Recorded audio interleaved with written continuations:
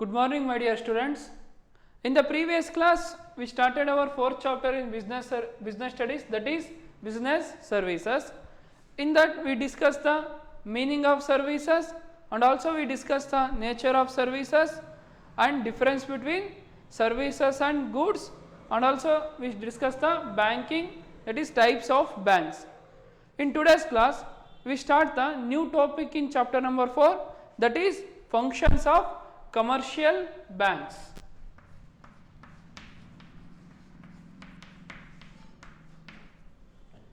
Functions of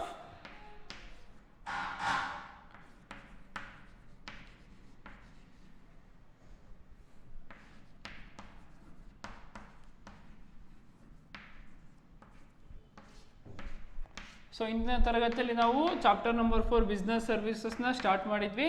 ಅದರಲ್ಲಿ ನಾವು services meaning ಆಗಿರ್ಬೋದು, ನೇಚರ್ ಆಫ್ ಸರ್ವಿಸಸ್ ಆಗಿರ್ಬೋದು, and also we discuss the difference between services and goods, and also we start discuss about the types of banks. So types of ಬ್ಯಾಂಕ್ಸಲ್ಲಿ commercial banks ಬರುತ್ತೆ, cooperative bank, specialised bank, central bank.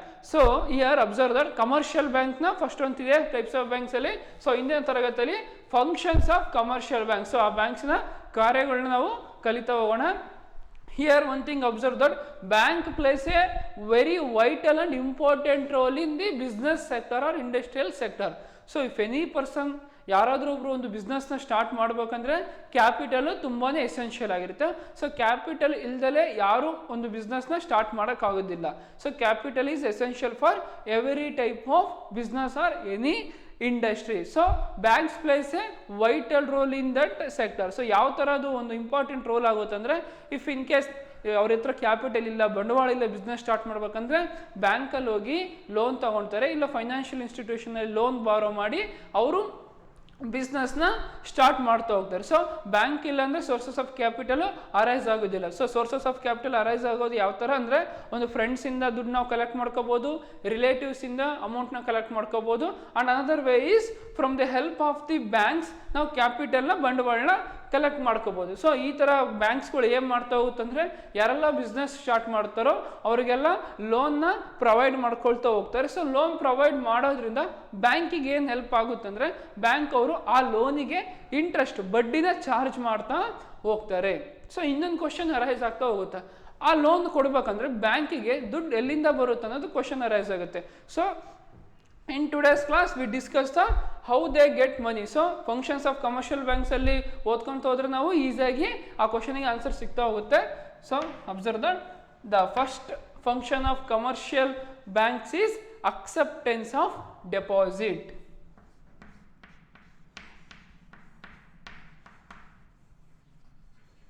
Acceptance of deposits.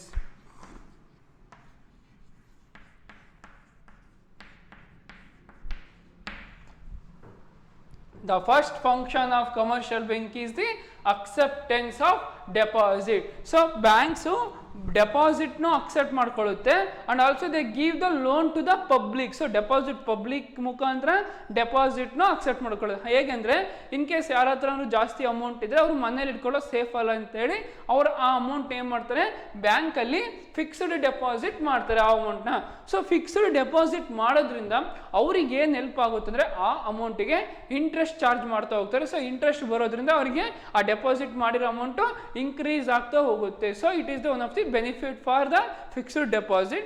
Here observe that deposit are the basis of the loan operations. Deposit helps to the given loan to the other. So ಆಗಲೇ ಹೇಳಿದ್ದೆ, loan ಕೊಡಬೇಕಂದ್ರೆ bank ಅವರಿಗೆ amount ಎಲ್ಲಿಂದ ಬರುತ್ತೆ ಅಂತ. So ಅವರು ಈ ಡೆಪಾಸಿಟನ್ನು accept ಮಾಡ್ಕೊಳ್ತಾರೆ.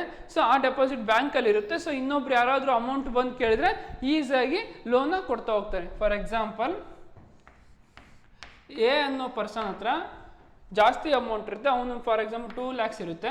So ಅವನೇನು ಮಾಡ್ತಾನೆ, ಬ್ಯಾಂಕಲ್ಲಿ ಡೆಪಾಸಿಟ್ ಮಾಡ್ತಾರೆ. ಮನೇಲಿ ಇಟ್ಕೊಳ್ಳೋದು ಸೇಫ್ ಅಲ್ಲ ಅಂತೇಳಿ ಬ್ಯಾಂಕಲ್ಲಿ ಡೆಪಾಸಿಟ್ ಮಾಡ್ತಾನೆ. ಸೊ ಬ್ಯಾಂಕಲ್ಲಿ 2 lakhs ಇರುತ್ತೆ. ಸೊ ಬಿ ಅನ್ನೋನಿಗೆ ಲೋನ್ ಬೇಕಾಗಿರುತ್ತೆ, ಅಮೌಂಟ್ ಇರೋದಿಲ್ಲ ಅವನ ಹತ್ರ, ಅವನು ಒಂದು ಬಿಸ್ನೆಸ್ ಸ್ಟಾರ್ಟ್ ಮಾಡಬೇಕಾಗಿರುತ್ತೆ, 1 ಲಕ್ಷ ರೂಪಾಯಿ ಲೋನ್ ಬೇಕಾಗಿರುತ್ತೆ.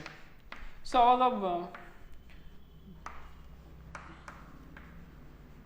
ಸೊ ಎ ಅನ್ನೋ 2 lakhsನ ಬ್ಯಾಂಕಲ್ಲಿ ಡೆಪಾಸಿಟ್ ಮಾಡ್ತಾನೆ. ಸೊ ಬ್ಯಾಂಕ್ ಅವರು ಎ ಅನ್ನೋನಿಗೆ ಇಂಟ್ರೆಸ್ಟ್ ಕೊಡ್ತಾ ಹೋಗ್ತಾರೆ, ಅವನಿಗೆ ಲಾಭ ಆಗುತ್ತೆ. ಸೊ ಬಿ ಅನ್ನೋನಿಗೆ 1 ಲಕ್ಷ ರೂಪಾಯಿ ಸಾಲ ಬೇಕಾಗಿರುತ್ತೆ. ಸೊ ಬ್ಯಾಂಕ್ ಅವರು 1 ಲಕ್ಷ ರೂಪಾಯಿ ಸಾಲ ಕೊಡ್ತಾರೆ. ಈ ಥರ ಅವರು ಟರ್ನ್ ಓವರ್ನ ಮಾಡ್ಕೊಳ್ತಾ ಅವ್ರ ದುಡ್ಡನ್ನ ಡೆಪಾಸಿಟ್ ತಗೊಂಡು ಲೋನ್ ಕೊಡ್ತಾ ಹೋಗ್ತಿರೋದ್ರಿಂದ ಬ್ಯಾಂಕು ವೆರಿ ಇಂಪಾರ್ಟೆಂಟ್ ರೋಲ್ನ ಪ್ಲೇ ಮಾಡ್ತಾ ಹೋಗುತ್ತೆ. So it is helps to the both. So A ಅನ್ನೋನಿಗೂ ಹೆಲ್ಪ್ ಆಗುತ್ತೆ, ಬಿ ಅನ್ನೋನಿಗೂ ಲೋನ್ ಸಿಗುತ್ತೆ. So they accept the deposits. Since banks are both borrowers and lenders of money, so ಅವರು borrowers ಅಂದರೆ ಡೆಪಾಸಿಟ್ನು ಸಹ ಅಕ್ಸೆಪ್ಟ್ ಮಾಡ್ತಾರೆ, ಲೆಂಡಿಂಗ್ ಮೀನ್ಸ್ ಸಾಲ ಸಹ ಕೊಡ್ತಾ ಹೋಗ್ತಾರೆ. So banks gives interest to deposit. So ಈ ಡೆಪಾಸಿಟ್ನ ಏನು ಅವರು ಬ್ಯಾಂಕ್ನವ್ರು ಅಕ್ಸೆಪ್ಟ್ ಮಾಡ್ಕೊಳ್ತಾರಲ್ಲ ಆ ಡೆಪಾಸಿಟ್ಗೆ ಬ್ಯಾಂಕ್ನವರು ಬಡ್ಡಿನ ಕೊಡ್ತಾ ಹೋಗ್ತಾರೆ. ಸರ್ಟೈನ್ ಅಮೌಂಟ್ ಆಫ್ ಇಂಟ್ರೆಸ್ಟ್ನ, ಸರ್ಟೈನ್ ಪರ್ಸೆಂಟೇಜ್ ಆಫ್ ಇಂಟ್ರೆಸ್ಟ್ನ ಕೊಡ್ತಾ ಹೋಗೋದ್ರಿಂದ ಆ ಡೆಪಾಸಿಟ್ ಮಾಡಿರೋರಿಗೂ ಸಹ ಹೆಲ್ಪ್ ಆಗ್ತಾ ಹೋಗುತ್ತೆ. And also bank also receives the interest on loan. So loan ಏನು ಸಾಲ ಕೊಟ್ಟಿರ್ತಾರಲ್ಲ ಅದ್ರ ಮೇಲೂ ಸಹ ಬಡ್ಡಿನ ಚಾರ್ಜ್ ಮಾಡ್ಕೊಳ್ತಾ ಬಡ್ಡಿನ ಬ್ಯಾಂಕ್ ಅವ್ರು ಇಸ್ಕೊಳ್ತಾರೆ. ಸೊ ಡೆಪಾಸಿಟ್ ಮಾಡಿರೋರಿಗೆ ಬ್ಯಾಂಕ್ ಅವರೇ ಬಡ್ಡಿ ಕೊಡ್ತಾರೆ. ಸೊ ಸಾಲ ಕೊಟ್ಟಿರೋರಿಗೆ ತಗೊಂಡಿರ್ತಾರಲ್ಲ ಅವರು ಬ್ಯಾಂಕಿಗೆ ಬಡ್ಡಿ ಕಟ್ತಾ ಹೋಗ್ತಾರೆ. ಈ ಥರ ಟರ್ನ್ ಓವರ್ನ ಬ್ಯಾಂಕ್ ಅವರು ಮಾಡ್ಕೊಳ್ತಾ ಹೋಗ್ತಾರೆ. These deposits are generally take through. ಯಾವ ಥರ ಈ ಡೆಪಾಸಿಟ್ನ ಮಾಡ್ಕೊಳ್ತಾ ಹೋಗ್ತಾರೆ ಅಂದರೆ current account, savings account and fixed deposit. So here observe that current account deposits can be withdrawn to the extent of the balance at any time without any prior notice. So ಯಾವ ಸಮಯದಲ್ಲೂ ಬೇಕಾದರೂ current ಅಕೌಂಟಲ್ಲಿ deposit ಮಾಡಿದರೆ ಅದಕ್ಕಿಂತ ಈಗ balance 1 lakh ಆಯ್ತು ಅಂದರೆ ಅದ್ರ ಮೇಲಾಗಿ ಸಹ ನಾವು ಅಮೌಂಟ್ನ ಡ್ರಾ ಮಾಡ್ಕೋಬೋದಾಗಿದೆ. ಸೊ ಇದನ್ನ ಕರೆಂಟ್ ಅಕೌಂಟ್ ಆಲ್ಮೋಸ್ಟ್ ಯಾರು ಯೂಸ್ ಮಾಡ್ತಂದ್ರೆ ಬಿಸ್ನೆಸ್ ಪೀಪಲು, ಇಂಡಸ್ಟ್ರಿ ಇರೋರು, ಕ್ರಷರ್ ಇರೋರು, ಈ ಥರ ಇರೋರು ಈ ಕರೆಂಟ್ ಅಕೌಂಟ್ನ ಯೂಸ್ ಮಾಡ್ಕೊಳ್ತಾ ಹೋಗ್ತಾರೆ. And another one is savings accounts are for encouraging savings by individual. So individual, so common peoples ಎಲ್ಲ ಯಾವ ಥರ ಅಕೌಂಟಲ್ಲಿ ಮನಿನ ಇನ್ವೆಸ್ಟ್ಮೆಂಟ್ ಮಾಡ್ತಾರೆ ಅಂದರೆ ಸೇವಿಂಗ್ಸ್ ಅಕೌಂಟಲ್ಲಿ ಕಾಮನ್ ಪೀಪಲ್ ಇನ್ವೆಸ್ಟ್ಮೆಂಟ್ ಮಾಡೋದು ಸೇವಿಂಗ್ಸ್ ಅಕೌಂಟಲ್ಲಿ. ಸೊ ಬಿಸ್ನೆಸ್ ಮೆನ್, ದೊಡ್ಡ ದೊಡ್ಡ ಇಂಡಸ್ಟ್ರಿ ಇರೋರೆಲ್ಲ ಕರೆಂಟ್ ಅಕೌಂಟ್ ಯೂಸ್ ಮಾಡ್ತಾರೆ. So banks pay rate of interest as decided by RBI on these deposit. So ಆ ಪೀಪಲ್ ಪಬ್ಲಿಕ್ ಅವ್ರು ಏನು ಡೆಪಾಸಿಟ್ ಕೊಟ್ಟಿರ್ತಾರೋ ಅದಕ್ಕೆ ಇಂಟ್ರೆಸ್ಟ್ ಚಾರ್ಜ್ ಮಾಡುತ್ತೆ ಅಂತ ಹೇಳಿದೆ. ಎಷ್ಟು ಇಂಟ್ರೆಸ್ಟ್ ಚಾರ್ಜ್ ಮಾಡುತ್ತೆ ಅನ್ನೋದು ಯಾರು ಡಿಸೈಡ್ ಮಾಡ್ತಾರೆ ಅಂದರೆ reserve bank of India. So RBI it is the central bank of India. So central bank of ಇಂಡಿಯಾದಲ್ಲಿ ಇರೋದು ಯಾವುದಂದ್ರೆ RBI. ಸೊ ಆ RBI ಏನು ಮಾಡುತ್ತೆ, ಸರ್ಟೈನ್ ಅಮೌಂಟ್ ಆಫ್ ಇಂಟ್ರೆಸ್ಟ್ನ ಚಾರ್ಜ್ ಮಾಡೋದಕ್ಕೆ ಬೇರೆ ಬ್ಯಾಂಕ್ಗಳಿಗೆ ಸಜೆಷನ್ ಕೊಡ್ತಾ ಹೋಗ್ತಾರೆ. And withdrawals from savings accounts from these accounts has some restrictions in relation to the amount. So savings account ಅಲ್ಲಿ ಡೆಪಾಸಿಟ್ ಮಾಡಿರೋ ಅಟ್ ಎ ಟೈಮು ಅಷ್ಟು ಅಮೌಂಟ್ನ ಬಿಡಿಸ್ಕೊಳಕ್ಕಾಗೋದಿಲ್ಲ, ವಿತ್ಡ್ರಾ ಮಾಡ್ಕೊಳಕ್ಕಾಗೋದಿಲ್ಲ. ಸರ್ಟೈನ್ ಅಮೌಂಟ್ ಅಷ್ಟೇ ವಿತ್ಡ್ರಾಲ್ ಮಾಡ್ಕೋಬೇಕು. ಏನಂದರೆ ಕೆಲವೊಂದು ರೂಲ್ಸ್ ಆ್ಯಂಡ್ ರೆಗ್ಯುಲೇಷನ್ಸ್ನ ಸೇವಿಂಗ್ಸ್ ಅಕೌಂಟ್ ಇರೋರು follow ಮಾಡಬೇಕಾಗುತ್ತೆ. ಫಾರ್ ಎಕ್ಸಾಂಪಲ್ 1 ಲಕ್ಷ ರೂಪಾಯಿ ಡೆಪಾಸಿಟ್ ಇಟ್ಟಿದ್ದಾರೆ ಅಂದರೆ ಅಟ್ ಎ ಟೈಮ್ 1 ಲಕ್ಷ ರೂಪಾಯಿ ಬಿಡ್ಸೋಕ್ಕಾಗೋದಿಲ್ಲ. ಬಿಕಾಸ್ ಅವರು ಸೇವಿಂಗ್ಸ್ ಅಕೌಂಟ್ಸಲ್ಲಿ ಇಟ್ಟಿರೋದು ಸೇವ್ ಮಾಡೋದಕ್ಕೋಸ್ಕರ. ಸೊ ಅವ್ರು ಅಷ್ಟನ್ನು ಬಿಡಿಸ್ಕೊಳ್ಳೋಕ್ಕಾಗಲೇ ಸರ್ಟೈನ್ ಅಮೌಂಟ್ ಮಾತ್ರ ಬಿಡಿಸ್ಕೊಳ್ಳೋಕ್ಕೆ ಅವಕಾಶ ಇರುತ್ತದೆ. So as well as number of times in a given period. So ಆ ಸಮಯದಲ್ಲಿ ಎಷ್ಟು ಟೈಮ್ ಬಿಡಿಸ್ಕೋಬೇಕು ಅನ್ನೋ ಅವಧಿ ಸಹ ಅವರು ಮೆನ್ಷನ್ ಮಾಡಿ ಸೇವಿಂಗ್ಸ್ ಅಕೌಂಟ್ಸಲ್ಲಿ ಡೆಪಾಸಿಟ್ ಮಾಡಿಸ್ಕೊಂಡಿರ್ತಾರೆ. And fixed accounts or time deposit with high rate of interest as compare to the savings account. So current account ಆಯಿತು, ಸೇವಿಂಗ್ಸ್ ಅಕೌಂಟ್ ಆಯಿತು. ಸೊ ಫಿಕ್ಸ್ಡ್ ಡೆಪಾಸಿಟಲ್ಲಿ ಡೆಪಾಸಿಟ್ ಮಾಡಿರೋರಿಗೆ ಹೈ ರೇಟ್ ಆಫ್ ಇಂಟ್ರೆಸ್ಟ್ನ provide ಮಾಡ್ಕೊಳ್ತಾ ಹೋಗ್ತಾರೆ. ಯಾರು? ಬ್ಯಾಂಕ್ ಅವರು. So premature withdrawal is permissible with a percentage of interest being forfeited. So certain amount of interest will be charged on the fixed deposit money. So ಯಾರೆಲ್ಲ fixed deposit ಮಾಡಿರ್ತಾರೋ ಆ ಅಮೌಂಟಿಗೆ certain amount of ಇಂಟ್ರೆಸ್ಟ್ನ charge ಮಾಡ್ಕೊಳ್ತಾ ಹೋಗ್ತಾರೆ. So bank one of the functions of commercial bank is they accept the deposit from the public in the form of current account, savings account or fixed deposit account. So ಇದ್ರ ಮುಖಾಂತರ ಅವರು ಮನಿನ accept ಮಾಡ್ಕೊಳ್ತಾರೆ public ಮುಖಾಂತರ. ಯಾರ ಹತ್ರ ಜಾಸ್ತಿ amount ಇರುತ್ತೋ ಅವರಿಗೆ ಅವರಿಂದ ಮನಿ ಅಕ್ಸೆಪ್ಟ್ ಮಾಡ್ಕೊಳ್ಳುತ್ತೆ. ಆ ಮನಿಗೆ ಬ್ಯಾಂಕ್ ಅವರು ಬಡ್ಡಿನ ಕೊಡ್ತಾ ಹೋಗ್ತಾರೆ. ಸೊ ಅದು ಕಸ್ಟಮರ್ಗೆ ಏನಾಗುತ್ತೆ, ಪ್ರಾಫಿಟ್ ಆಗುತ್ತೆ. ಸೊ ಆ ಅಮೌಂಟ್ನ ಅವ್ರು ಏನು ಮಾಡ್ತಾರೆ, ಅಕ್ಸೆಪ್ಟ್ ಮಾಡ್ಕೊಂಡು ಡೆಪಾಸಿಟ್ ಏನು ಮಾಡ್ತಾರೆ ಅಂದರೆ ಎರಡನೇ ಫಂಕ್ಷನಲ್ಲಿ ಅವರು ಎಕ್ಸ್ಪ್ಲೇನ್ ಮಾಡಿದ್ದಾರೆ. ಯಾವ ಥರ ಅಂದರೆ the second function is lending of funds.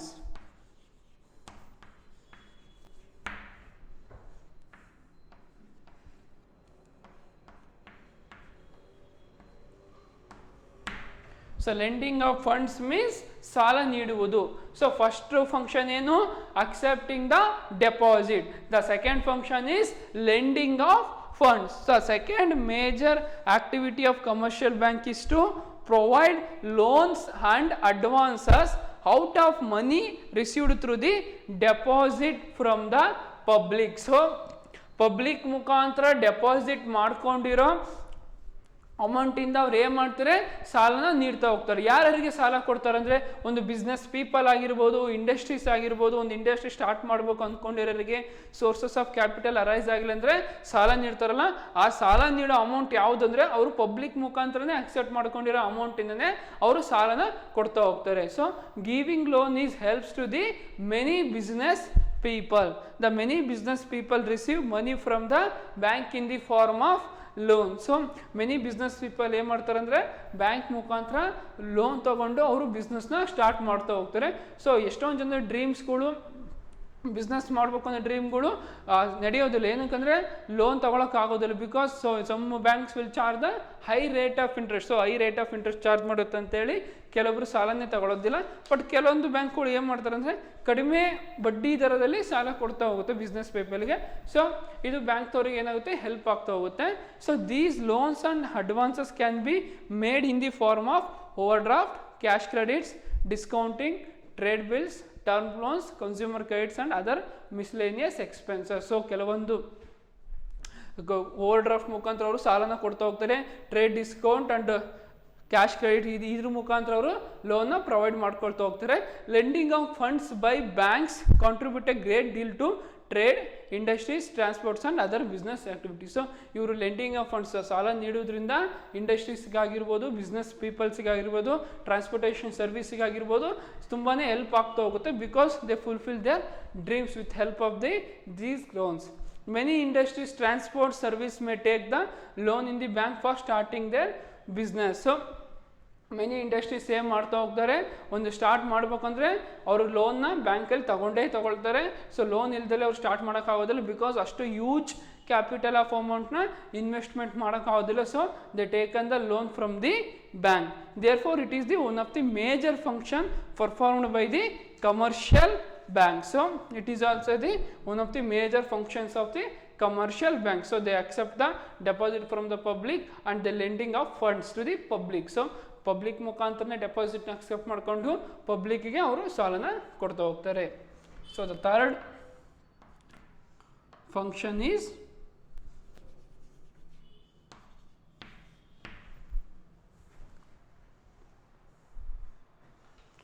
Check facility.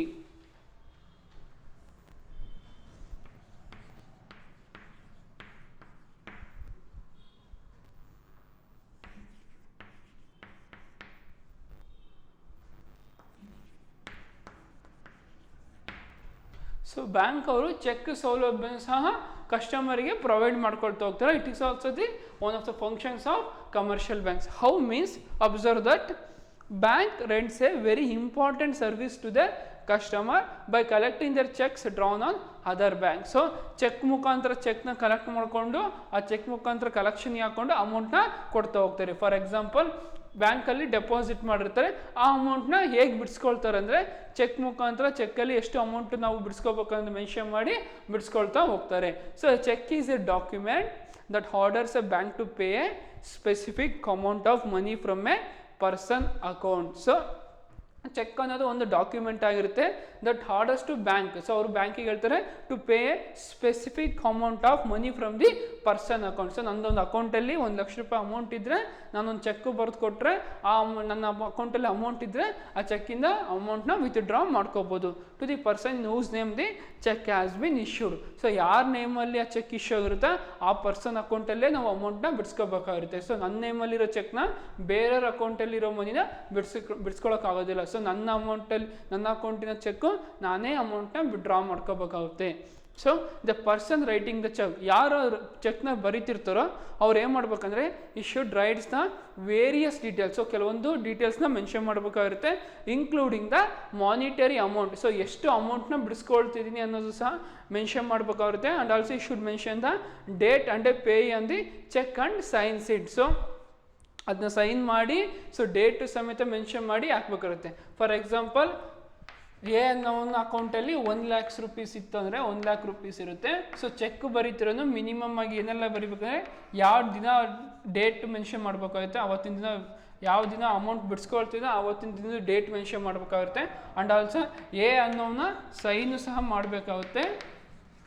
And ಎಷ್ಟು ಅಮೌಂಟ್ ಬಿಡಿಸ್ಕೊಳ್ತೀವಿ ಅಂತಲೂ ಸಹ ಮೆನ್ಷನ್ ಮಾಡಿರ್ಬೇಕಾಗುತ್ತೆ. ಸೊ 1 ಲಕ್ಷ ರೂಪಾಯಿ ಅಕೌಂಟಲ್ಲಿದೆ ಅಂದರೆ 1 ಲಕ್ಷ ರೂಪಾಯಿದ ಒಳಗೆ ನಾವು ಬಿಡಿಸ್ಕೋಬೇಕಾಗುತ್ತೆ.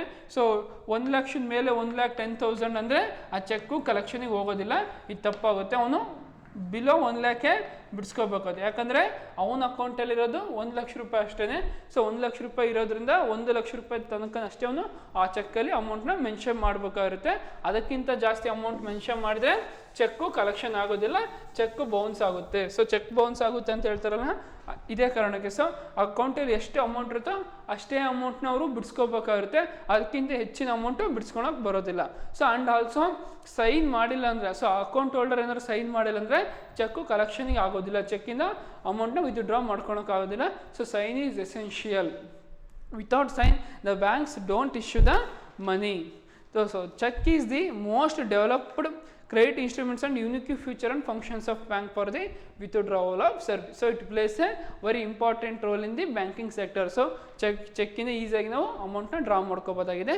It is the most convenient and inexpensive medium of exchange. So it is a very convenient. So ಯಾರು ಬೇಕಾದರೂ ಇದನ್ನ ಈಸಿಯಾಗಿ ಆ ಚೆಕ್ನ ಫಿಲ್ ಮಾಡಿ ಅರ್ಥ ಮಾಡ್ಕೊಂಡು ಫಿಲ್ ಮಾಡಿ ಕಡಿಮೆ ವೆಚ್ಚದಲ್ಲಿ ಅಮೌಂಟ್ನ ವಿತ್ಡ್ರಾ ಮಾಡ್ಕೋಬಹುದಾಗಿದೆ. So here observe that there are 2 types of checks. So 2 ಥರ ಚೆಕ್ಸ್ ಬರ್ತಾಗುತ್ತೆ. ಯಾವ ಥರ ಚೆಕ್ಗಳು ಅಂದರೆ bearer cheque and crossed cheque. 2 ಟೈಪ್ಸಲ್ಲಿ ಫಸ್ಟ್ ಅಂತ ಯಾವುದು,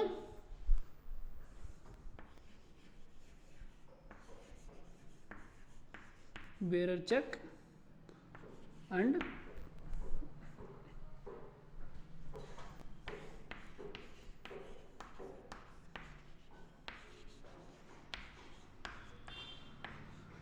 crossed check. So bearer check means which are encashable immediately at bank counter. So bank counters ಅಲ್ಲಿ ನಾವು ಬೇರರ್ ಚೆಕ್ ಅನ್ನೋದನ್ನ ಕೊಟ್ಟು ಬಿಟ್ರೆ ಇಮಿಡಿಯೇಟ್ ಆಗಿ ಕ್ಯಾಶ್ನ ಪ್ರೊವೈಡ್ ಮಾಡ್ಕೊಳ್ತಾ ಹೋಗ್ತಾರೆ. ಬಟ್ ಕ್ರಾಸ್ಡ್ ಚೆಕ್ ಯಾವ ಥರ ಅಂದರೆ which are to be deposited only in the payee's account. So ಯಾವ ಥರ ಅಂದರೆ ಚೆಕ್ಕನ್ನು ಸ್ವೀಕರಿಸ್ತಾರೆ, ಬಟ್ ಖಾತೆಯಲ್ಲಿ ಠೇವಣಿ ಇಟ್ಟು ನಂತರ ನಗದು ಪಡೆಯಬಹುದು. ಸೊ ಫಸ್ಟ್ ಡೆಪಾಸಿಟ್ ಮಾಡಿ ಆಮೇಲೆ ನಾವು ಆ ಚೆಕ್ನ ಕಲೆಕ್ಷನ್ ಹಾಕ್ಬೋದು. ಸೊ ಈ ಕ್ರಾಸ್ಡ್ ಚೆಕ್ನ ನೀವೆಲ್ಲ ಅಬ್ಸರ್ವ್ ಮಾಡಿರ್ತಾರೆ, ನಿಮ್ಮ ಸ್ಕಾಲರ್ಶಿಪ್ ಅಮೌಂಟ್ನ ಬಿಡಿಸ್ಕೋಬೇಕಾದ್ರೆ ಚೆಕ್ ಮೇಲೆ ಈ ಥರ 2 ಲೈನ್ ಕೊಟ್ಟಿರ್ತಾರೆ, ಕ್ರಾಸ್ಡ್ ಚೆಕ್ ಅಂತೇಳಿ ಈ ಥರ 2 ಲೈನ್ಸ್ನ ಹಾಕಿ ಕೊಡ್ತಾರಲ್ಲ, ಅದು ಕ್ರಾಸ್ಡ್ ಚೆಕ್ ಆಗಿರುತ್ತೆ. ಸೊ ಬೇರೆ ಚೆಕ್ ಮಾತ್ರ ಇಮಿಡಿಯೇಟ್ಲಾಗಿ ಕ್ಯಾಶ್ಗೆ ಕನ್ವರ್ಟ್ ಆಗ್ತಾ ಹೋಗುತ್ತೆ. So cheque is essential for every bank. So nowadays cheque ಎಲ್ಲರ ಹತ್ರನೂ ಇರುತ್ತೆ. ಸೊ ಆ ಚೆಕ್ ಮುಖಾಂತರ ನಾವು ಡೆಪಾಸಿಟ್ ಮಾಡಿರೋ ಅಮೌಂಟ್ನ ವಿತ್ಡ್ರಾವಲ್ ಮಾಡ್ಕೊಳ್ತಾ ಬರ್ಬೋದು. So another function is remittance of funds.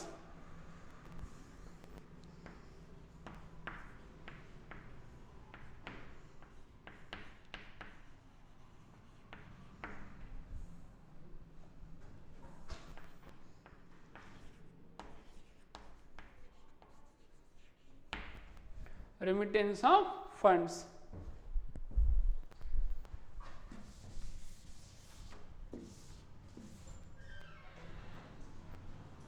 So remittance of funds, another silent functions of commercial bank is the providing the facilities of fund transfer from one place to another place on account of the interconnectivity of branch. So one branch to another branch ಗೆ fund ನ transfer ಮಾಡುವಂತ facility ಸಹ commercial banks ಕೊಡ್ತಾ ಹೋಗ್ತಾರೆ.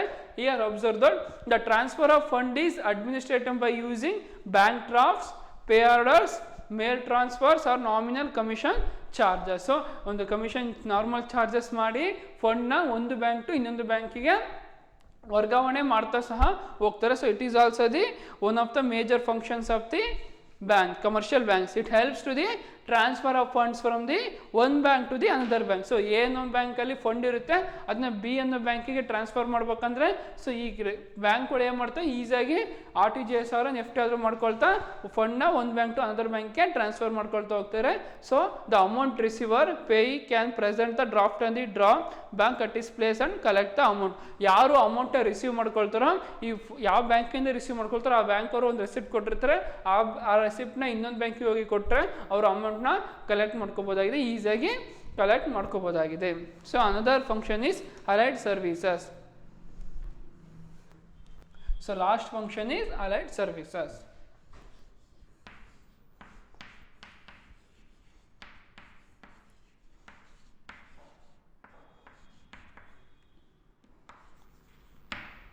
So 5 function ಬರ್ತವೆ. So last function is allied service. It is also known as other services. So ಇತರ ಸೇವೆಗಳು ಸಹ ಬ್ಯಾಂಕ್ ಅವರು ಕೊಡ್ತಾ ಹೋಗ್ತಾರೆ.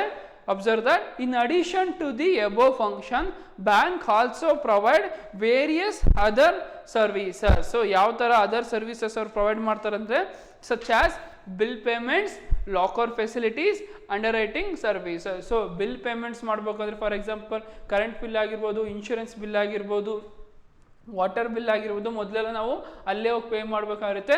But with help of the banking service we can pay those bills and insurance premium in the mobile only. So ಮೊಬೈಲಲ್ಲೇ ಇವಾಗೆಲ್ಲ ನಾವು current bill ಆಗಿರ್ಬೋದು, ಡಿಶಿಂಗ್ ಬಿಲ್ ಆಗಿರ್ಬೋದು, ಇನ್ಶೂರೆನ್ಸ್ ಬಿಲ್ ಆಗಿರೋದು ಪೇ ಮಾಡ್ಬೋದಾಗಿದೆ. So they also performs other services like buying and selling of shares and debenture. So ಶೇರ್ಸ್ನ ಸಹ online ಮುಖಾಂತರನೇ ಪರ್ಚೇಸ್ ಮಾಡ್ಬೋದಾಗಿದೆ. And also other personal service, ನಮ್ಮ ವೈಯಕ್ತಿಕ ಸೇವೆಗಳು like payments of insurance premium, bill payment with help of Google Pay, Phone Pay, etc. So Google Pay, Phone Pay ಮುಖಾಂತರ ನಾವು ಅಮೌಂಟ್ನ ಬಿಲ್ ಪೇಮೆಂಟ್ಸ್ನ ಪೇ ಮಾಡ್ಬೋದಾಗಿದೆ. ಸೊ ಈ ಥರ ಸರ್ವಿಸಸ್ ಸಹ ಕಮರ್ಷಿಯಲ್ ಬ್ಯಾಂಕ್ಸ್ಗಳು ಪ್ರೊವೈಡ್ ಮಾಡ್ಕೊಳ್ತಾ ಹೋಗ್ತವೆ.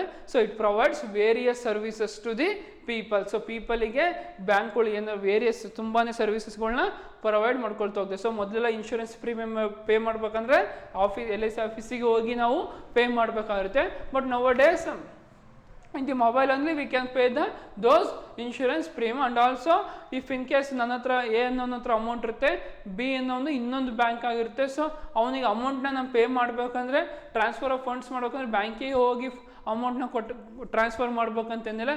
ಈಗೆಲ್ಲ ಮೊಬೈಲಲ್ಲೇ ಅವ್ರ ಮೊಬೈಲ್ ನಂಬರ್ ಮುಖಾಂತರನೇ ಫೋನ್ಪೇ ಅಥವಾ ಗೂಗಲ್ ಪೇ ಮಾಡಿ ಅಮೌಂಟ್ನ ಒಂದು ಬ್ಯಾಂಕಿನ ಇನ್ನೊಂದು ಬ್ಯಾಂಕ್ಗೆ ಟ್ರಾನ್ಸ್ಫರ್ ಮಾಡ್ಬೋದೇ. So these are the some of the other services provided by the commercial banks. So for these are the functions of commercial banks. So ನಿಮಗೆ ಎಕ್ಸಾಮ್ ಅಲ್ಲಿ ಯಾವ ತರ ಕ್ವೆಶ್ಚನ್ಸ್ ಕೇಳ್ತಾರೆ ಅಂದ್ರೆ ಅಬ್ಸರ್ವ್ ಮಾಡಿ.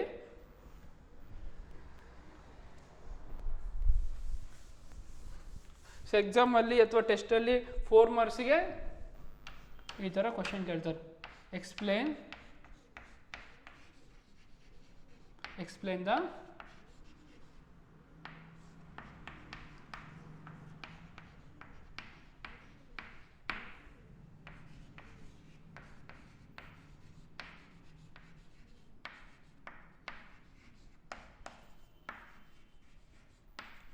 explain the functions of commercial bank ಅಂತೇಳಿ 4 marks or 8 marks. 4 ಮಾರ್ಕ್ಸ್ಗೆ ಅಥವಾ 8 ಮಾರ್ಕ್ಸ್ಗೆ ಕೇಳೋ ಚಾನ್ಸಸ್ ಇರುತ್ತೆ. ಸೊ ಅವಾಗ ಏನು ಮಾಡ್ಬೇಕಂದ್ರೆ ನೀವು ಕಮರ್ಷಿಯಲ್ ಬ್ಯಾಂಕ್ಸ್ನ ಒಂದು ಮೀನಿಂಗ್ ಆದರೂ ಬರೆದ್ಬಿಟ್ಟು 2 or 3 ಲೈನ್ಸ್ನ ಈ 5 ಫಂಕ್ಷನ್ಸ್ನ ನೀವು ಎಕ್ಸ್ಪ್ಲೈನ್ ಮಾಡಬೇಕು. ಸೊ ಪಾಯಿಂಟ್ಸ್ ಅಷ್ಟೇ ಬರಿಬಾರ್ದು.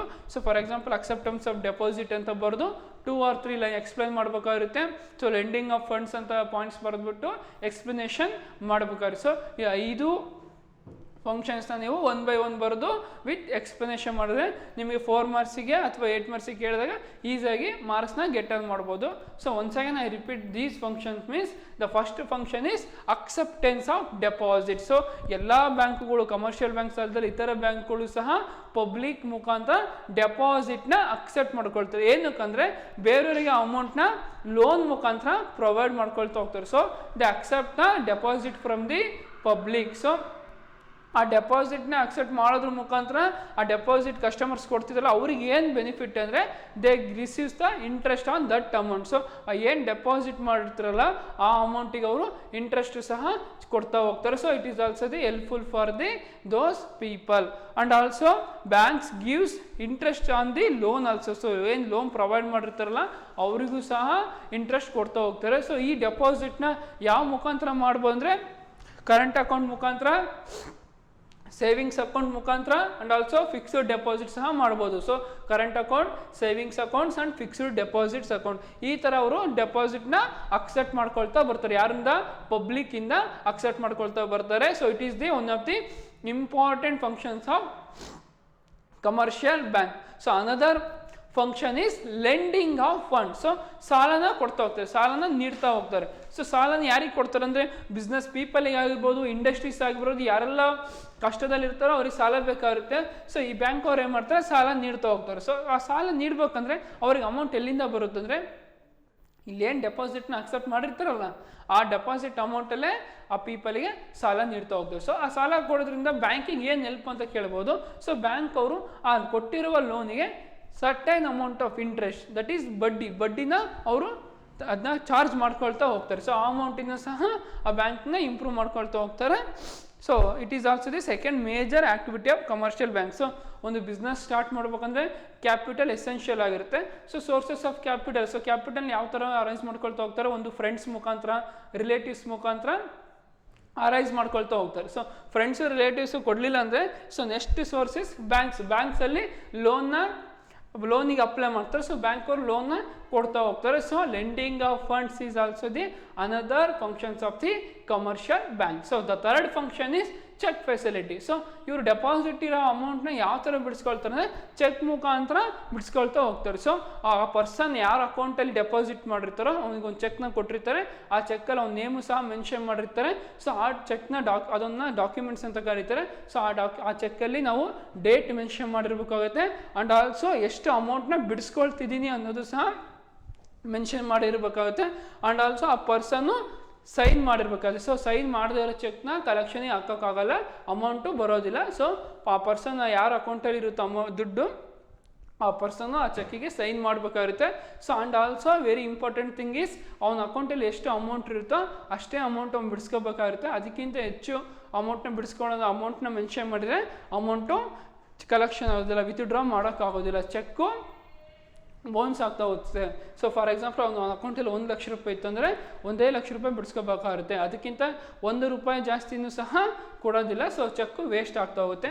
ಈ ಚೆಕ್ಕಲ್ಲಿ 2 ಥರ ಬರ್ತಾ ಹೋಗುತ್ತೆ. ಒಂದು ಬೇರೆ ಚೆಕ್ ಅಂತ ಬರುತ್ತೆ, and another one is crossed cheque. So crossed cheque ನೀವೆಲ್ಲ ಸ್ಕಾಲರ್ಶಿಪ್ ವಿತ್ಡ್ರಾ ಮಾಡ್ಬೇಕಾದ್ರೆ ಅಬ್ಸರ್ವ್ ಮಾಡಿರ್ತಾರೆ. ಸೊ ಬೇರೆ ಚೆಕ್ ಅಂದರೆ ನಾರ್ಮಲ್ ಚೆಕ್, ಅದು ಇಮಿಡಿಯೇಟಾಗಿ ಕ್ಯಾಶಿಗೆ ಕನ್ವರ್ಟ್ ಆಗ್ತಾ ಹೋಗುತ್ತೆ. And the fourth one is remittance of funds. So another silent functions of commercial bank is to the providing the facilities of fund transfer from one place to the another place on account of the interconnectivity of branches. So ಒಂದು ಬ್ರಾಂಚಿನ ಇನ್ನೊಂದು ಬ್ರಾಂಚಿಗೆ ಅಮೌಂಟ್ನ ಈಸಿಯಾಗಿ transfer ಮಾಡ್ಕೊಳ್ತಾ ಹೋಗ್ಬೋದು. And also ಒಂದು bank to another ಬ್ಯಾಂಕಿಗೂ ಸಹ ನಾವು ಅಮೌಂಟ್ನ ಟ್ರಾನ್ಸ್ಫರ್ ಮಾಡ್ಕೊಳ್ತಾ ಹೋಗ್ಬೋದು. So it helps to the transfer of funds from one bank to the another bank very easily. And the fifth one is allied services. So other services also banks ಅವರು ಕೊಡ್ತಾ ಹೋಗ್ತಾರೆ.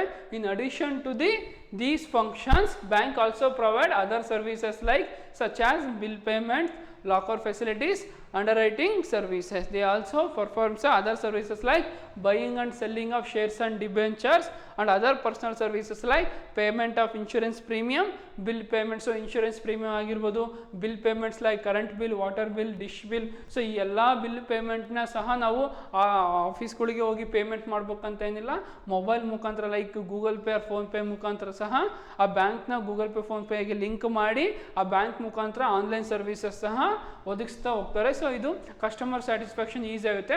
So ಅವರ ಟೈಮಿಗೆ ಸಹ save ಆಗ್ತಾ ಹೋಗುತ್ತೆ. Because ಅವ್ರು ಆ ಥರ ಸರ್ವಿಸ್ ಕೊಡೋದ್ರಿಂದ ಅವ್ರು ಆ ಬಿಲ್ ಆಫೀಸಿಗೆ ಕರೆಂಟ್ ಆಫೀಸಿಗೆ ಹೋಗಿ ಕಟ್ಬೇಕಂತೇನಿಲ್ಲ, ಮೊಬೈಲಲ್ಲೇ ಬಿಲ್ನ ಪೇಮೆಂಟ್ ಮಾಡ್ಕೋಬೋದು. These are some of the services provided by the commercial bank. So by this we ended the functions of commercial bank. So ಇದರಿಂದ ನಾವು ಫಂಕ್ಷನ್ಸ್ ಆಫ್ ಕಮರ್ಷಿಯಲ್ ಬ್ಯಾಂಕ್ಸ್ನ ಮುಗಿಸ್ತಾ ಇದ್ದೀವಿ. So functions of commercial banks ಅಂತೇಳಿ ನಿಮಗೆ 4 ಮಾರ್ಕ್ಸ್ಗೆ ಅಥವಾ 8 ಮಾರ್ಕ್ಸ್ಗೆ ಕೇಳಿದ್ರೆ ಈ 5 ಫಂಕ್ಷನ್ಸ್ನ ಬರೋದು, 5 ಫಂಕ್ಷನ್ಸ್ಗೆ ಮಿನಿಮಮ್ 2 or 3 ಲೈನ್ಸ್ನ explanation ಮಾಡಬೇಕಾಗಿರುತ್ತೆ.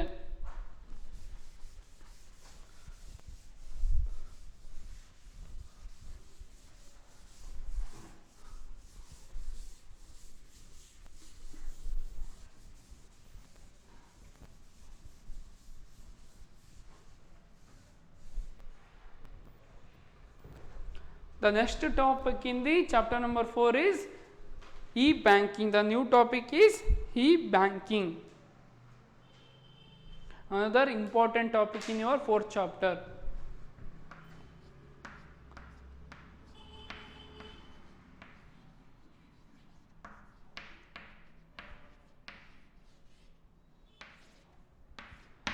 Here observe that e-banking means electronic banking.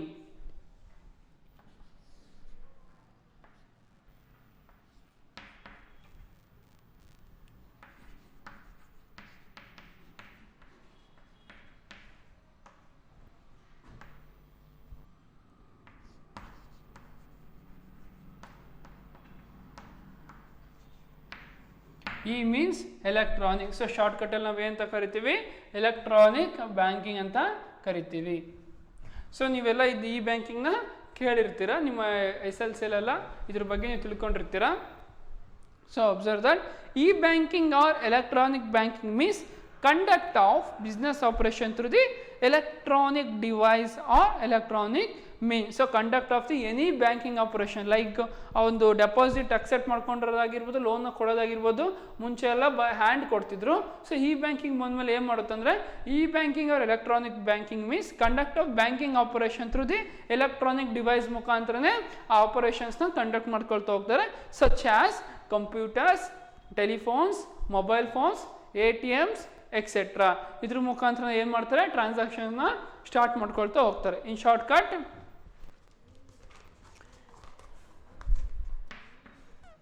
E banking means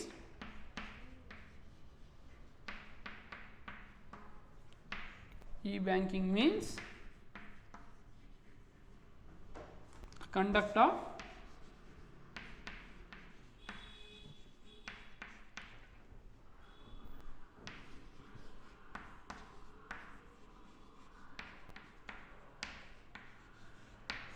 of banking activities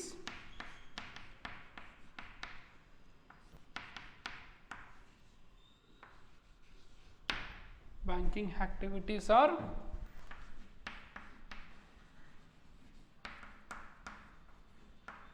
operation by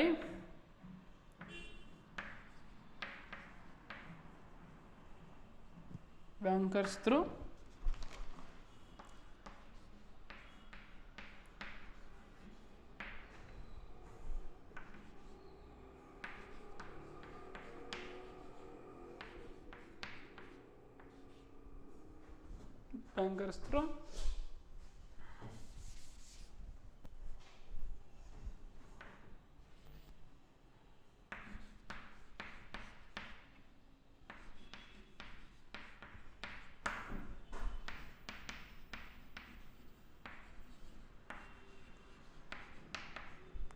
electronic devices. So ನಾವು ಇ ಬ್ಯಾಂಕಿಂಗ್ ಶಾರ್ಟ್ಕಟಲ್ಲಿ ಏನು ಹೇಳಿ ಬಂದರೆ E banking means electronic banking ಅಂತ ಹೇಳ್ತಾರೆ. E banking means the conduct of banking activities are operation by bankers through the electronic tools or devices. So what are those electronic devices means such as, so electronic devices ಯಾವ್ಯಾವು ಅಂದರೆ computers, so computers, mobile phones,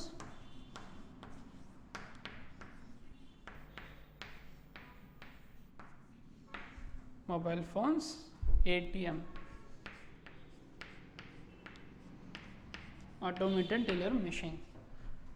so e banking or electronic means conduct of banking operation. ಯಾವುದೇ ಒಂದು banking activity ಆಗಿರ್ಬೋದು, ಅಮೌಂಟ್ನ deposit ಮಾಡೋದಾಗಿರ್ಬೋದು, ಅಮೌಂಟ್ನ withdrawal ಮಾಡ್ಕೊಳ್ಳೋದಾಗಿರ್ಬೋದು, with help of the electronic tools, computers ಆಗಿರ್ಬೋದು, ಮೊಬೈಲ್ ಫೋನ್ ಆಗಿರ್ಬೋದು, ATM. ಸೊ ಆಗಲೇ ಹೇಳಿದೆ ಚೆಕ್ ಮುಖಾಂತರ ನಾವು ಡೆಪಾಸಿಟ್ ಮಾಡಿರೋ ಅಮೌಂಟ್ನ ವಿತ್ಡ್ರಾ ಮಾಡ್ಕೋಬೋದಾಗಿತ್ತು ಅಂತ. ಸೊ ಈ ಬ್ಯಾಂಕಿಂಗ್ ಬಂದ ಮೇಲೆ ATM ಮುಖಾಂತರ ಸಹ ನಾವು ಅಮೌಂಟ್ನ ವಿತ್ಡ್ರಾ ಮಾಡ್ಕೋಬೋದಾಗಿದೆ. ಸರ್ಟೈನ್ ಪೀರಿಯಡ್, ದಿನಕ್ಕೆ ಇಷ್ಟೇ ಅಮೌಂಟು, ಇಷ್ಟೇ ಪೀರಿಯಡಲ್ಲಿ ಅಮೌಂಟ್ ವಿತ್ಡ್ರಾ ಮಾಡ್ಕೋಬೇಕನ್ನೋ ಸಹ ಬಂದಿದೆ. ಸೊ ಮೊಬೈಲ್ ಫೋನ್ಸ್ ಮುಖಾಂತರ ಆಗಲೇ ಹೇಳಿದೆ ಫಂಕ್ಷನ್ ಮಾಡ್ಬೇಕಾದ್ರೆ ರೆಮಿಟೆನ್ಸ್ ಆಫ್ ಫಂಡ್ ಅಂತ, ಒಂದು ಬ್ಯಾಂಕ್ ಟು ಇನ್ನೊಂದು ಬ್ಯಾಂಕಿಗೆ ಫಂಡ್ನ ಟ್ರಾನ್ಸ್ಫರ್ ಮಾಡ್ಬೋದು ಅಂತ. ಸೊ ಈ ಮೊಬೈಲ್ ಫೋನ್ ಮುಖಾಂತರ ಸಹ ಈಸಾಗಿ ಒಂದು ಬ್ಯಾಂಕಲ್ಲಿ ಇರೋ ಅಮೌಂಟ ಇನ್ನೊಂದು ಬ್ಯಾಂಕಿಗೆ ಈಸಾಗಿ ಗೂಗಲ್ ಪೇ ಅಥವಾ ಫೋನ್ಪೇ ಮಾಡುವ ಮುಖಾಂತರ ನಾವು ಮನಿನ ಟ್ರಾನ್ಸ್ಫರ್ ಮಾಡ್ಬೋದಾಗಿದೆ.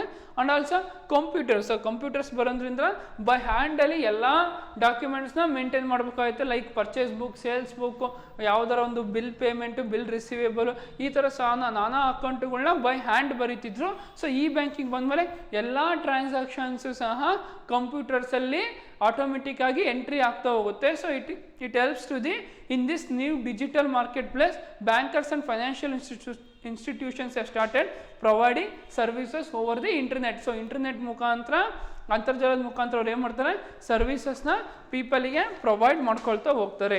So these type of services provided by the banks on the internet called E banking. So ಈ ಥರ ಸರ್ವಿಸಸ್ನ ಎಲೆಕ್ಟ್ರಾನಿಕ್ ಮುಖಾಂತರ ಕೊಡೋದನ್ನ ನಾವು ಏನಂತ ಕರಿಬೋದು ಅಂದರೆ ಇ ಬ್ಯಾಂಕಿಂಗ್ ಅಂತ, ದಟ್ ಈಸ್ ಎಲೆಕ್ಟ್ರಾನಿಕ್ ಬ್ಯಾಂಕಿಂಗ್ ಅಂತ ಕರಿಬೋದಾಗಿದೆ. So observe that the range of services offered by e banking, ಏನೆಲ್ಲ ಸೇವೆಗಳನ್ನ ಇ ಬ್ಯಾಂಕಿಂಗ್ ಅವ್ರು ಆಫರ್ ಮಾಡಿದ್ದಾರೆ ಅಂದರೆ automated teller machine. So ATM full form ಏನು, automated teller machine. So ATM ಮುಖಾಂತರ ನಾವು ಅಮೌಂಟ್ನ ಈಸಾಗಿ ವಿತ್ಡ್ರಾ ಮಾಡ್ಕೋಬೋದು. ಎಲ್ಲೆಲ್ಲಿ ATM ಇರುತ್ತೋ ನಮ್ಮ ATM ಕಾರ್ಡ್ ಮುಖಾಂತರ ಅಮೌಂಟ್ ವಿತ್ಡ್ರಾ ಮಾಡ್ಕೋಬೋದಾಗಿದೆ. And also credit card, debit card facilities ಸಹ ಇರುತ್ತೆ. ಸೊ ಸಾಲ ಪಡ್ಕೋಬೇಕಂದ್ರೆ ಕ್ರೆಡಿಟ್ ಕಾರ್ಡ್ ಯೂಸ್ ಮಾಡಿಕೊಂಡು ನಾವು ಅಮೌಂಟ್ನ ವಿತ್ಡ್ರಾ ಮಾಡ್ಕೋಬೋದು. And also electronic bank transfer, so ಒಂದು ಬ್ಯಾಂಕಿನ ಇನ್ನೊಂದು ಬ್ಯಾಂಕಿಗೆ ಈ ಬ್ಯಾಂಕಿಂಗ್ ಮುಖಾಂತರ ಅಮೌಂಟ್ ಅಥವಾ ಫಂಡ್ನ ಟ್ರಾನ್ಸ್ಫರ್ ಮಾಡ್ಬೋದಾಗಿದೆ. And also Google Pay and PhonePe facilities also there in the e banking. So Google Pay, ಫೋನ್ಪೇಯಿಂದನೂ ನಾವು ಬಿಲ್ ಪೇಮೆಂಟ್ ಮಾಡ್ಬೋದಾಗಿದೆ, insurance premium payment, dish bill, current bill ಸಹ ಪೇಮೆಂಟ್ ಮಾಡ್ಬೋದಾಗಿದೆ. And also electronic fund transfer ಸಹ ಒಂದು ಬ್ಯಾಂಕಿನ ಇನ್ನೊಂದು ಬ್ಯಾಂಕಿಗೆ ಟ್ರಾನ್ಸ್ಫರ್ ಮಾಡ್ಬೋದಾಗಿದೆ. ಯಾವ ಥರ ಅಂದರೆ 2 ಥರ ನಾವು ಟ್ರಾನ್ಸ್ಫರ್ ಮಾಡ್ಬೋದಾಗಿದೆ. So electronic fund transfer,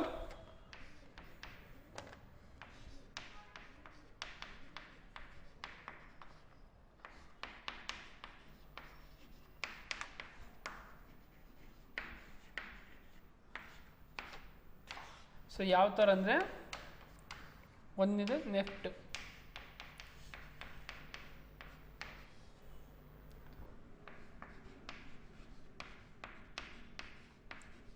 national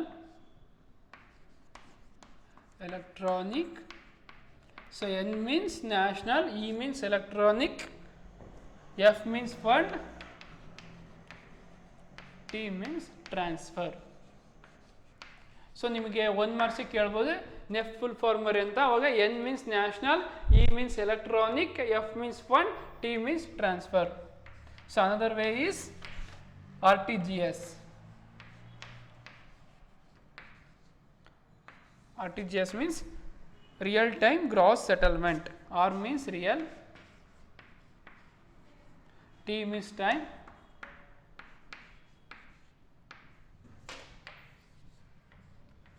real time gross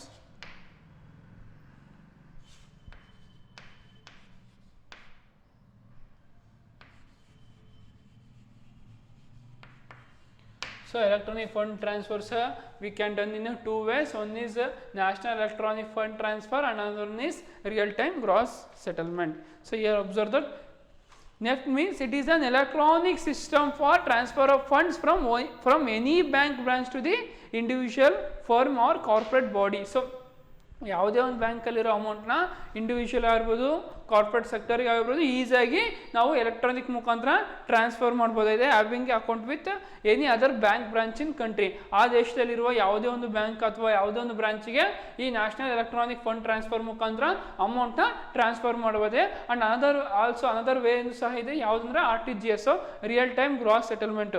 so it is an electronic system for transfer of funds where transfer of money or securities takes place from one bank to the another bank. So ಒಂದು bank ಬ್ಯಾಂಕಿನ ಇನ್ನೊಂದು ಬ್ಯಾಂಕಿಗೆ RTGS ಮಾಡ್ಬೋದು, NEFT ಆದರೂ ಮಾಡ್ಬೋದು. National electronic fund transfer, real time gross settlement. So ಇವೆರಡನ್ನ ನಿಮಗೆ 2 ಮಾರ್ಕ್ಸ್ಗೆ ಕೇಳೋ ಚಾನ್ಸಸ್ ಇರುತ್ತೆ. ಸೊ ಎಕ್ಸ್ಪ್ಯಾಂಡ್ ನೆಫ್ಟ್ ಅಂತ ಕೇಳ್ಬೋದು, ಇಲ್ಲ ಎಕ್ಸ್ಪ್ಯಾಂಡ್ RTGS ಅಂತ ಕೇಳ್ಬೋದು. ಅವಾಗ ನೀವು ಏನು ಮಾಡ್ಬೇಕಾಗುತ್ತೆ, ಇದ್ರ ಫುಲ್ ಫಾರಮ್ ಬರೀಬೇಕಾಗುತ್ತೆ. So once again I repeat that e banking means the conduct of banking activities operation by bankers through the electronic tools or devices like computers, mobile phones and phones, ATMs, etc.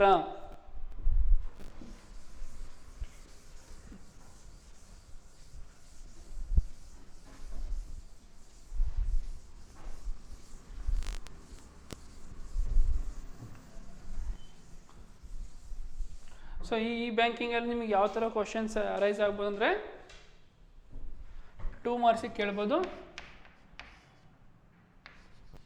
What is E banking?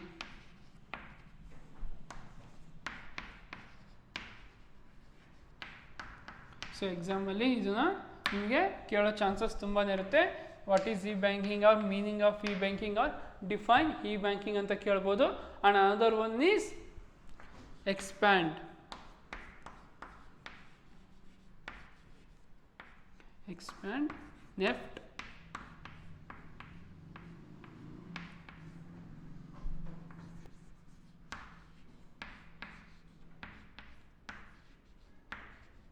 So RTGS ಮತ್ತು NEFT ಅಂತ ಏನಂತ ಕೇಳ್ಬೋದು. ಅವಾಗ ನೀವು ಆ ನೆಫ್ಟ್ನ expand ಮಾಡಬೇಕಾಗುತ್ತೆ. ಯಾವ ಥರ ಅಂದರೆ national electronic fund transfer. N means national, E means electronic, F means fund transfer.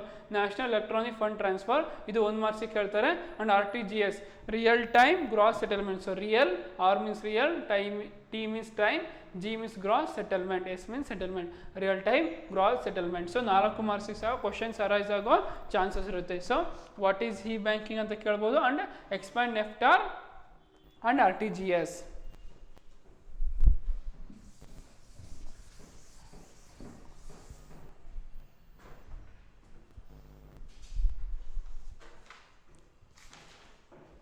So another topic in e-banking is benefits of e-banking.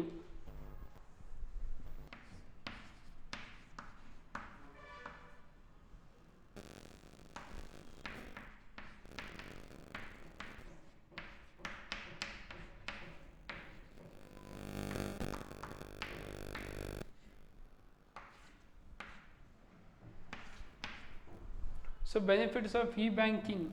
E-banking means electronic banking.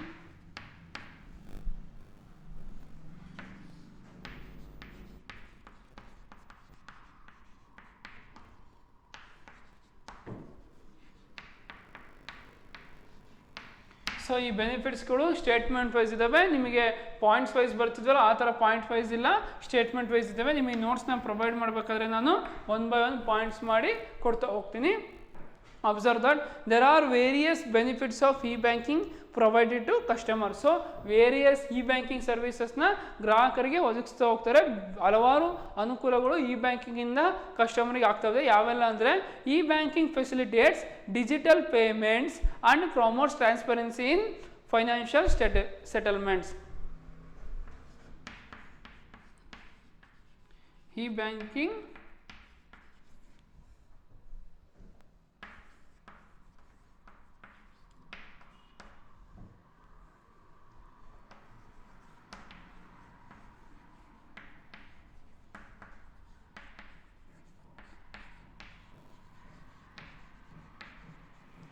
So online ಮುಖಾಂತರ ಎಲ್ಲ ಪೇಮೆಂಟ್ಗಳು ಮಾಡ್ಬೋದು. Like current bill, dish bill, water bill, insurance premium ಆಗಲಿ ಹೇಳ್ದಂಗೆ ಈ digital payments ಮುಖಾಂತರ ನೀವು payment ಮಾಡೋದ್ರಿಂದ ಸೊ ನಿಮ್ಮ ಟೈಮು ಸಹ ಸೇವ್ ಆಗುತ್ತೆ. ನೀವು ಅಲ್ಲೇ ಆಫೀಸಿಗೆ ಹೋಗಿ ಅಮೌಂಟ್ ಪೇ ಮಾಡಬೇಕು ಅನ್ನೋದಿರೋದಿಲ್ಲ. ಈ ಥರ ಪೇಮೆಂಟ್ ಮಾಡೋದ್ರಿಂದ ಟೈಮ್ ಸೇವ್ ಆಗುತ್ತೆ, ರಿಸ್ಕ್ಸ್ ಕೂಡ ಕಡಿಮೆ ಇರುತ್ತೆ. So it is the one of the benefit from the e-banking. And another one is e-banking provides 24 hours and to 365 days in a year. So e-banking provides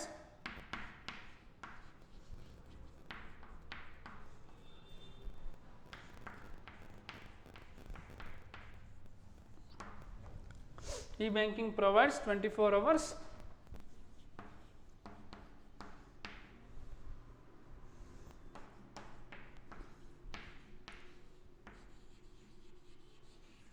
24 hours, 365 days a year service.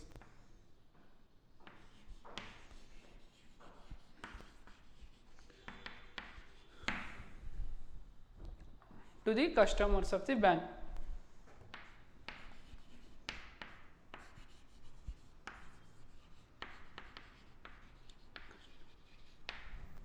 To the customers of the bank.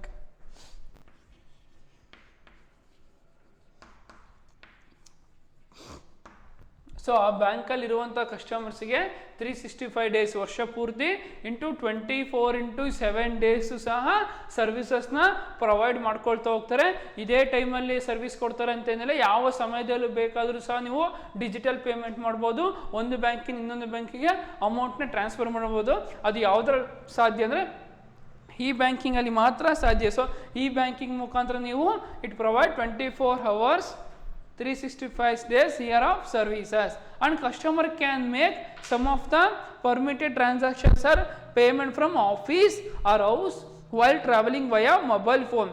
So mobile phone ಮುಖಾಂತರ ಅವರು ಮನೆಯಲ್ಲಿ ಸಹ bill payment ಮಾಡ್ಬೋದು, ಆಫೀಸಲ್ಲಿ ಇದ್ರೂ ಸಹ ಯಾವುದೇ ಒಂದು ಬಿಲ್ ಪೇಮೆಂಟ್ ಮಾಡ್ಬೋದು, ಅಥವಾ ಟ್ರಾವೆಲಿಂಗ್ ಮಾಡ್ಕೊತ ಮುಖಾಂತರ ಸಹ ನಾವು ಬಿಲ್ ಪೇಮೆಂಟ್ ಅಥವಾ ಫಂಡ್ ಟ್ರಾನ್ಸ್ಫರು ಅಥವಾ amount transfer from one bank to the another ಬ್ಯಾಂಕ್ನ ಟ್ರಾನ್ಸ್ಫರ್ ಮಾಡ್ಕೋಬೋದಾಗಿದೆ. ಸೊ ಈ ಬ್ಯಾಂಕಿಂಗ್ ಇರೋದ್ರಿಂದ ಇಷ್ಟೆಲ್ಲ ಸರ್ವಿಸಸ್ಸು ಪ್ರೊವೈಡ್ ಆಗ್ತಾ ಹೋಗುತ್ತೆ.